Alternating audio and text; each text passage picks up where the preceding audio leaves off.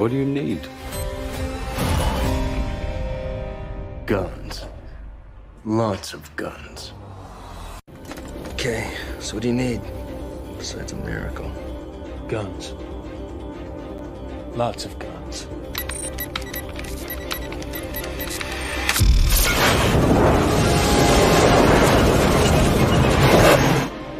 What's up, folks? Mike for CMCC Builds here with the final Gauntlet run of Season 1 as we retire this level 14 Gauntlet. In the last run, we saw Bilbron take down the Gauntlet with some significant changes to the downtime rules. This run, we're going to return to the standard Gauntlet rules as shown in the Gauntlet Discord. Link in the description to join if you want to test your own builds in the Gauntlet, or just join the community to watch Gauntlet runs and discuss anything and everything from the Gauntlet to Baldur's Gate 3 to the latest memes. This run will feature Charlia, the straight class mercy gun monk, or Gunk, that was featured in my last video seen here. Be sure to check that out if you haven't already. Some quick thank yous. Special thanks to 2 Minute Tabletop and Bearworks for the maps featured here today. To RT, who designed the encounters. John, who DM'd the adventure. John is, in fact, the first veteran Gauntlet DM on the Discord. He's the OG. I'm happy that I'm able to feature his games on the channel. And of course, Ludic Savant, who created and piloted today's build. One thing that won't come through in today's video that I wanted to point out is the speed at which Ludic plays. Ludic's entirely about strategy, but makes moves quickly as if playing bullet chess. Ludic's not taking 5, 10, 15 minutes to decide maneuvers. Even with 3 characters, Ludic sees the move and goes for it. That style of play may not work for everyone, but it certainly helps the flow of the game. If you can play fast without making silly tactical errors, I'd recommend giving it a try. Now, let's see what Charlia can do. The party stealths into the catacombs, bringing along with her the expert and spellcaster sidekicks. Round 1. Charlia and team sneak into the first chamber, successfully surprising the enemies within. The dim light allows Charlia to see the water weirds in the distance, who have failed to hide from her. They're not fully submerged in this area, so they can indeed be seen. Now I want to point out that the details of each gauntlet may change slightly over time as the community discusses raw interpretations and specifics of each scenario. As I've always said, this isn't meant to adhere to scientific rigor as a comparison between builds, but rather it's a demo or showcase of each individual build. Let's get back to the game. She takes a sharpshooter shot with advantage because she's out of blind sight range of the water weirds. The shot lands for a crit. What a way to open the combat. 38 damage takes a big chunk out of the weird on the left. Rather than focus fire on the same elemental, Luda chooses to spread out the damage, attacking the weird on the right. This musket blast, also with advantage, strikes for 26 piercing. Was that a mistake or a tactical maneuver?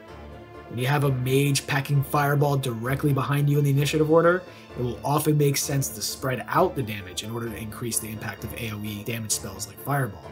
And that's exactly what happens as the mage sidekick steps up and hurls a fireball at the center of the enemy formation. The mummies, vulnerable to fire damage, take double the 37 damage, fail both of their saves, and summarily burn to ash. The weirds, however, are resistant to fire damage, and both make their saves, keeping them both alive. Barely. The Kenku follows up, too far to use any of its special help actions. It takes a short bow attack, landing on the right weird for a massive 8 damage. Womp womp. He then slides over to join the rest of his allies and bonus action hides. For the first time in the Gauntlet's existence, we have a party that can effectively fight from range. Should Charlia have brought with her the warrior sidekick? Maybe, but we're told monks are forced into melee because they're a melee class, so by that rationale, no, she should have a ranged sidekick. Discuss your thoughts in the comments below. Round 2. Charlia climbs on top of the rubble and takes a shot at the weakest of the weirds, not using a sharpshooter attack, greatly increasing the likelihood of a hit, which she does, dealing 9 damage, exactly what was needed to kill the elemental. The second musket blast heads toward the weird on the left, but with only an 11, it misses, except with a single key point from focused aim that turns it into a hit for 20 piercing, killing the only remaining combatant. All 4 enemies are dead. They didn't get a chance to take a single action despite 2 rounds of combat. Monks suck, am I right? The spellcaster's turn. With no enemies in sight, she casts Create Bonfire near Charlia. Out of character, Ludic actually rolled to see which side the spellcaster would cast this, since the characters don't know where, or even if, any additional enemies will appear. Ludic would have preferred to have this on the expert side, but this will have to suffice. The Kenku readies an action to shoot an enemy if one appears. Round 3. The sharks appear in the western section of the map, and the expert's readied action goes off, dealing 8 damage to the nearest shark. Charlia's turn. She attacks the 2 lead sharks, dealing 18 and 27 damage from the sharpshooter attacks. The changeling sidekick's turn, and she does exactly what you'd expect. Fireball for 40 damage, hitting all the sharks, who all fail their rolls save one. Despite that, as fully submerged creatures, they have resistance to the damage, but it's not enough to save the lead sharks. The expert bonus action hides and readies an action to shoot. The sharks swim into attack position, circling their prey. They don't have quite enough movement to get into attack range on this turn. The expert's ready to action goes off for a crit on the lead shark, dealing 13 damage. Round 4. Charlia's turn, and she takes 2 shots at nearby sharks, hitting both and killing one. The spellcaster forgoes another fireball in favor of Toll of the Dead. The shark fails its wisdom save and takes 33 damage on a cantrip. Another shark sinks to the bottom of the channel, dead. With the sharks moving into range, the Kenku is finally able to use his helpful action on the easternmost shark and attack with his shortbow. The arrow lands and deals a solid 19 damage, which is enough to take another shark off the board. The shark's turn. As they look for an opening to attack, they need to get within 5 feet of an enemy, and to do it without swimming up onto the rubble. That forces the shark into a corner with Charlia and the bonfire. The first shark fails its save, taking the full 15 fire damage. Since the shark had to come out of the water for the attack, it enters the bonfire as no longer fully submerged, removing its resistance to the damage type. The attack misses, and the shark attempts to slink away into the depths, but is struck by the monk's opportunity attack, which just barely hits for 8 damage. But she throws a key point into it to deal an additional 1d8 plus 2 for 6 additional damage. The shark withers into a lifeless husk upon the rocks. The remaining sharks circle, looking for a way to engage their prey, as the smell of cooking shark meat causes a group of 5 crab-like creatures to emerge from the northern waters. Round 5. Charlia shoots a couple more sharks, only hitting the northernmost shark and dealing 20 damage. After the second miss, Charlia jumps onto the rubble and flurry of blows the injured fish. The first stomp lands for 18 damage with Hands of Harm, and the follow-up kick is a crit for 12 damage, killing another shark. The Kenku steps up and fires a shortbow attack at the northern shark, killing it with 7 damage. He then bonus action hides. The spellcaster, seeing the large creatures approaching from the northeast, uses her final level 3 spell slot to drop another fireball on aberrations. Being large creatures walking vertically, the Truels are not fully submerged like the sharks in the channel, so all but the one Truel that saves takes the full 38 fire damage. She then slides over to finish her turn. As the Truels scurry ahead into position, the final shark chews away at the dead shark, blocking its path to a potential meal. I personally would have allowed the shark to shove the body away using its head as a free interaction, but here it costs an action because the shark chomps into the body to get a grip and drag it back into the depths. I can't argue with that costing an action. Round 6. Charlia blasts the Truel with both sharpshooter shots, just hitting with the first and dealing a total of 42 damage. She then darts over to the shark, but doesn't use a bonus action attack. The spellcaster slides over and drops a Toll of the Dead on the same Truel. A failed save deals 28 necrotic, shriveling the Truel into an empty husk of broken shell. The expert's turn. Bonus action helpful, and a shortbow attack deals 20 damage, putting an end to the shark threat before moving closer to his companions. The Truels continue the march toward the allies as we move on to Round 7. From the depths of a drowned staircase to the northwest, the Hydra enters the initiative order with a 3. Charlia opens her turn with a shot to the nearest Truel. A sharpshooter attack totaling 10 isn't enough to hit, but with 3 key points spent, yes 3, she's able to turn that miss into 19 points of damage. The second shot misses with a 13, but with key spent during the main action, key-fueled attack kicks in, allowing Charlia to take a third shot with a bonus action. This one misses with a 14, but it only takes a single key to turn that into a hit for 22 more damage. She then hops onto the surface of the water and sprints 55 feet away to relative safety.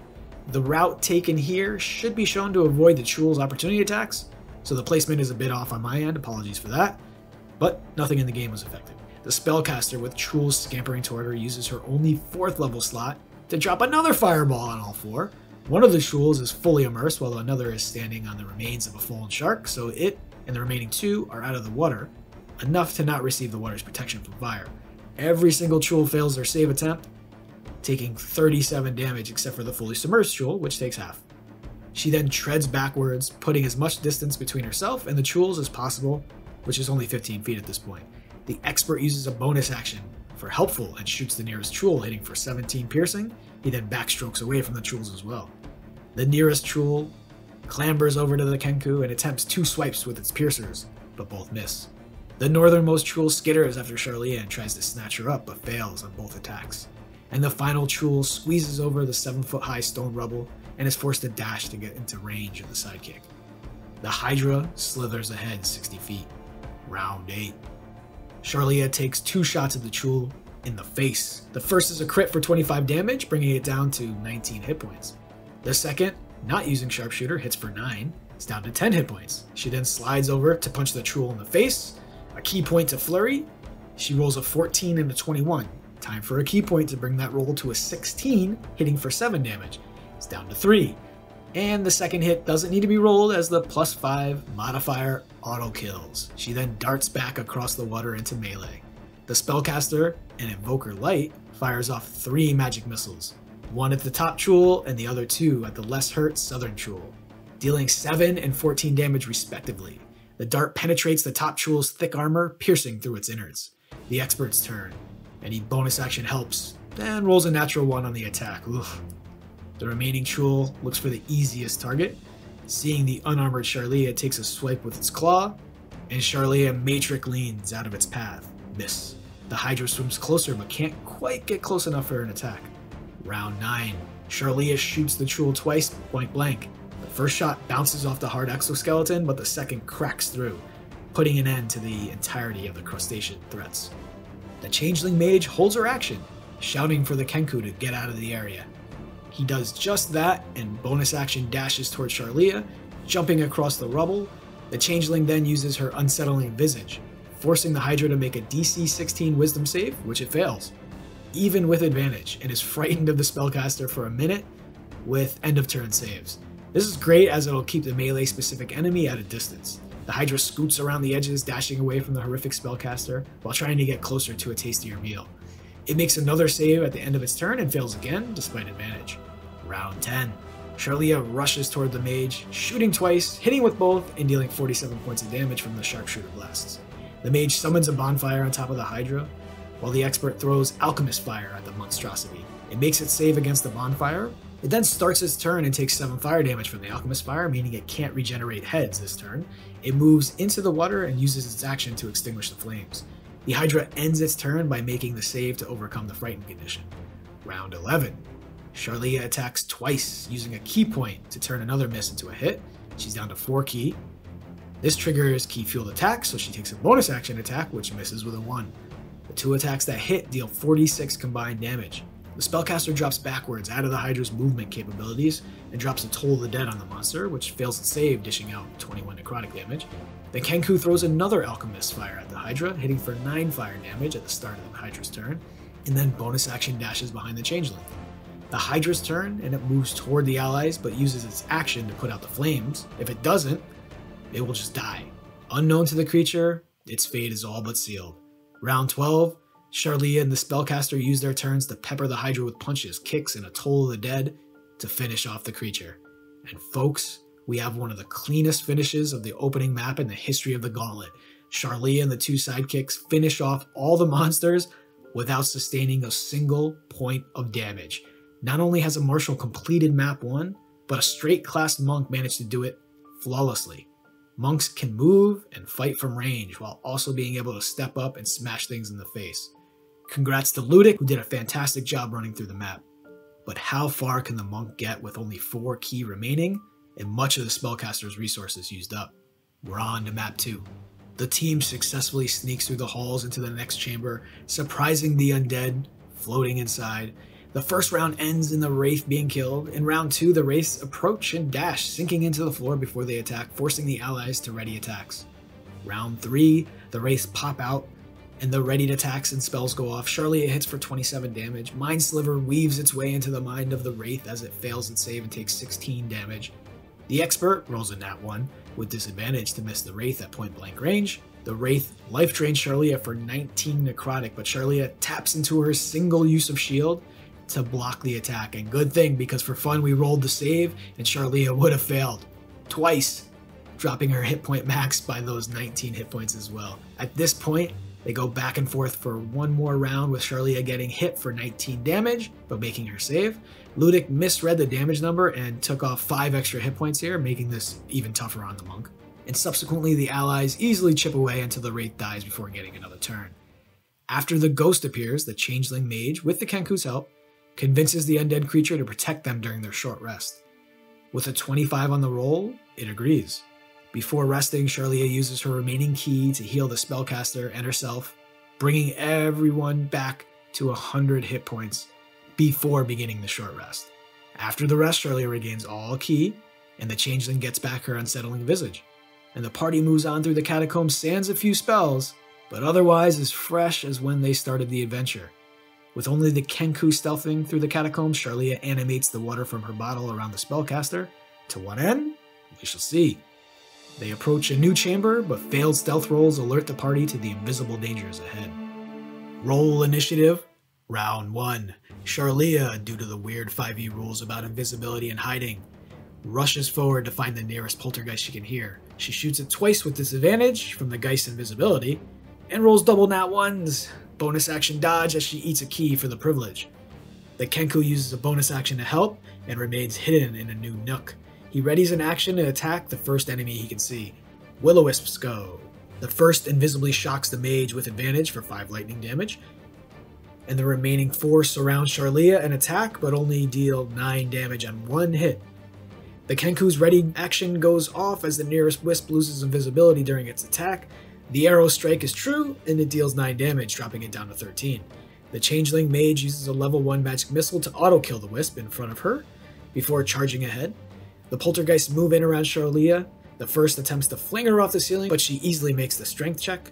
An important distinction because the monk's fantastic level 14 ability, Diamond Soul, has no value here.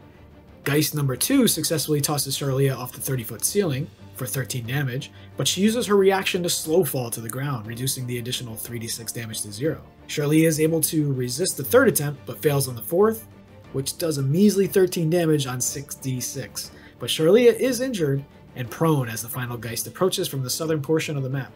It's able to get line of sight on the changeling and thrust her straight upwards as she falls prone and takes 18 bludgeoning. Round 2. Charlia hops to her feet and shoots the Geist to the north of her, with help from the Kenku. A straight roll against the invisible target does 24 piercing damage, with the help from the expert's d6, killing the unseen undead. She fires at the poltergeist next to her prior target, but the sharpshooter -5 causes her to miss, but with 2 more keys, she turns that into a hit and deals the exact 22 damage she needs to kill this one. She then spins around, ghost punching the wisp in the orb. With a flurry of blows, the first hits, but the second requires another key to make it hit, with both landing, and Hand of Harm dealing an extra 10 damage halved due to resistance. Charlia kills her 3rd undead of the turn, and what a turn that was. Focused aim might be one of the most underrated abilities I've seen in any Gauntlet run, and knowing how and when to appropriately use it, as Ludic has thus far, can't be understated. That ability, plus proper timing, is an incredibly powerful duo. The expert moves ahead and bonus action helps on the far Geist, then looses an arrow that deals 19 damage to the spirit, not quite enough to destroy it. The 3 wisps attack the surrounded intruder, only 1 hits for 11 lightning damage on Charlia. The spellcaster stands up and wants to use magic missile on the injured Geist, but can't see her target, so she throws up a bonfire underneath the invisible floating creature. Ludic uses clever positioning here to make sure the single cube hits 3 squares, but not the 4th. And yes, this is legal. Only one of the wisps saves against the DC 19 spell, taking 0 damage. The other fails, but takes half due to resistance, and the Geist dies immediately. The Geists respond on their turn by attempting and failing to thrust Charlia again. They dart behind cover. Round 3 goes by with Charlia killing 1 wisp, but is otherwise uneventful. Round 4, Charlia takes a shot at the nearest Geist, but misses with another nat 1. She tries her luck against the wisp with help from the Kenku, and she misses, but is able to add a d6 from the expert's helpful feature. That turns the miss into a hit, dealing 26 damage. She follows up with a bonus action punch to the remaining wisp, which lands for 7 damage, extinguishing both Will-o-Wisp's light for good. With only 2 poltergeists remaining, the end is all but inevitable as the allies close in on their invisible enemies and whittle away, with Charlia chasing down the final geist as it tries to flee, killing it with sharpshooter attacks, another use of focused aim, and a key-fueled attack as the icing on the cake. Charlia completes the first 3 maps with 60 of 115 hit points and 8 of 14 key remaining. The spellcaster is reduced to 70 of 93 hit points, and the Kenku is sitting pretty with his full 124. Charlia spends 3 key to heal herself, 28 hit points, and the spellcaster 15. Off the party goes through the remainder of the catacombs. Out of the darkness, they arrive at the corrupted temple. Will Charlia actually make it through? Or will the lack of key, the spellcaster's lack of powerful spells, and the Kenku's general lack of usefulness be the end of the monk's spectacular first leg of the adventure? Tune in next time to find out. Once again, special thanks to Ludic and John, great stuff. And to all of you, thanks for sticking around. If you want more of this content, please like and subscribe. And if you want to support me and what I do, check out my Patreon and head over to the Gauntlet Discord to play, watch, chat. Or if you're as awesome as I know you are, you'll throw your support their way by checking out their Patreon. Okay, folks, catch you here next time.